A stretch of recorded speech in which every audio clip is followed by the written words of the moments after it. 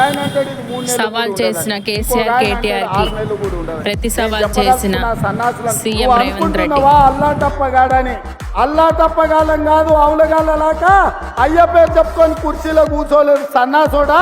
కింది నుంచి కార్యకర్తగా కష్టపడి జెండాలు మోసి లాఠీ దెబ్బలు తిని నీ అక్రమ కేసులు ఎదుర్కొని చెర్లపల్లి చెంచల్ కూడా జైల్లో మగ్గినా భయపడకుండా లొంగిపోకుండా నిటారుగా నిలబడి నిన్ను నీ అయ్యను నీ బావను బొందబెట్టి ఇవాళ కుర్చీలో కూర్చున్నాం.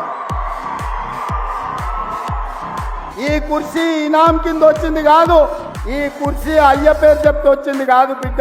నల్లమల్ల అడవి నుంచి తొక్కుకుంటూ వచ్చి నీలాగతో నెత్తి మీద కాలు పెట్టి తొక్కి ఆ కుర్చీలో కూర్చోబెట్టింది మా కార్యకర్తలు.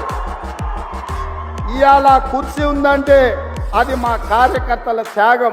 ఇవాళ కుర్చీ ఉందంటే మా కార్యకర్తల పోరాటం.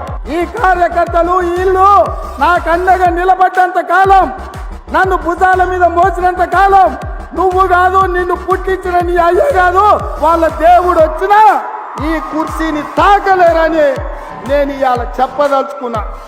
ఆ సన్నాసుడు అంటుండు ఎన్నికల కంటే ముందు రేవంత్ రెడ్డి పేరు చెప్తే 3 సీట్లు రాకపోతుండే అని. నేను ఇవాళ ఈ వేదిక మీద నుంచి ఆ సొల్లు వాగుడు వాగే కేటీఆర్ సవాలు విసురుతున్నా. బిడ్డ ఇవాళ నేనే ముఖ్యమంత్రి, నేనే పిసిసి ప్రెసిడెంట్ను. రేపు రాబోయే పార్లమెంట్ ఎన్నికల్లో నేను సవాలు విసురుతున్నా. నీ చేతనైతే దమ్ముంటే నువ్వు మగోడు అయితే ఈ తెలంగాణ రాష్ట్రంలో బిడ్డ ఒక్క సీటు గెలిచి చూపించు. నీ అయ్యా నువ్వు వస్తావో నీ అయ్య వస్తాడో మా కార్యకర్తలు చూసుకుంటారు బిడ్డ.